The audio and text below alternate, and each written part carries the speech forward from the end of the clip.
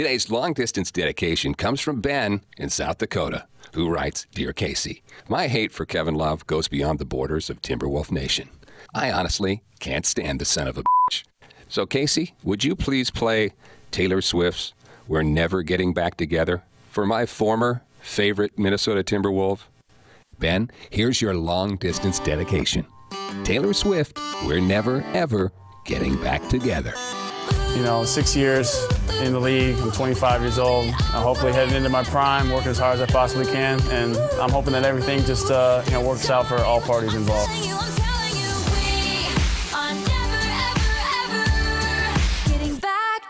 And I hate the Beach Boys, too. You knuckle push-up surfer girl. Ever. Unappreciative. I'm really gonna miss you picking fights. Are you a Vikings fan? I'm a fan of football. I mean, so you don't really have a favorite team? I love all of them. I love the Pack. I grew up, they were my team. I'm a fan of sports and football. It's really a me world. I mean, just look at fantasy football. I mean, fantasy football drives the NFL. I mean, it's not just anymore watching your team. Mike, these guys are crazy. into fantasy football like nobody's business. You got to watch 5 games at once. Nobody cares about anybody anymore. And I'll tell you this, I think that Minnesota fans have already moved on from Adrian Peterson. They have no personal attachment.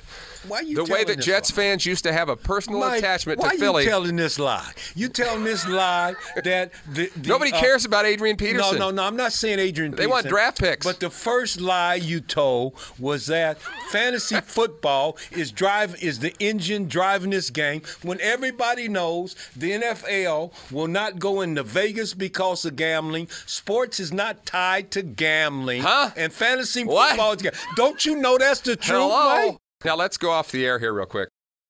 Okay, now we're off the air. Now tell me what you...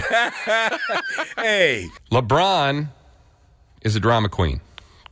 Dan Gilbert, the owner of the Cleveland Cavaliers, also a drama queen. Once a drama queen, always a drama queen. 4 years, he had a letter on the website of the Cleveland Cavaliers vilifying LeBron James for the horrible decision he made to go to the Miami Heat. Just recently taken down. More drama between LeBron James and Dan Gilbert than Eminem and Kimmy. That's a lot of drama. So the divorce is over. LeBron goes to Miami. They get some time apart. And I think this happens with a lot of people who wind up getting separated or divorced after a couple of years away from each other, because absence makes the heart grow fonder. You get this thing that turns out to be a big problem. It's called a short memory. You forget about all the crap that you drug each other through. So you decide the second time around, and your family begs you to not go back to that woman. But you do.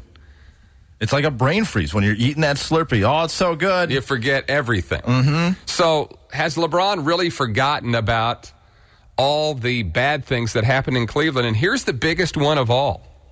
Dan Gilbert, LeBron's last year with the Cavaliers, accused LeBron of quitting during the playoffs. Can you say anything to a player that's more insulting than, we made it to the championship and you quit? You're an NBA expert, right? I hope so. All right. One final question. If Nerlens Noel played for New Orleans, and New Orleans was playing the Kings, you'd have a king, a pelican, and some hay. Does that qualify as a nativity scene? Yes, it does.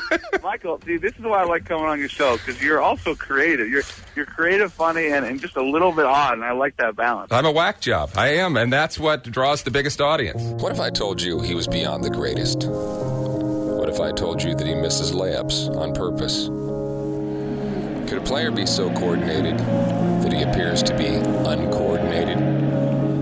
Sometimes when you have long arms, you can block a shot.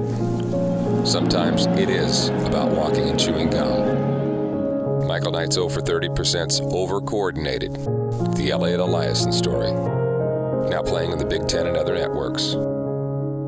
Torrey Hunter, by the way, who are some of the superstars in the league, Torrey, that you look at now and you just shake your head and say, wow, these guys blow me away with what kind of players they are? Man, I look at the Andrew McCutcheons, Miguel Cabrera. You look at Trout. I had a chance to watch that guy grow and impart in him, and talk to him. He texts me like every 2 days, 3 days, and talk about something. Just watching him at 19 years old, 18 and 19 years old, I knew this guy was going to be a star. I'm pretty sure the organization knew it too. He had all the speed in the world, great jumps in the outfield, crazy power, and plate awareness. So he can, he swings at pitches he wants to swing at. And to have that plate awareness remind me of Joe Mauer when he was 18 and 19. Right. And I would say the same thing. I'm like, this guy has the presence of Joe Mauer, when he came up. And everybody would laugh. I'm like, no, he has the presence of Joe Mauer. He just has more power at the plate. And not saying that Joe doesn't have any, but this guy displays a lot.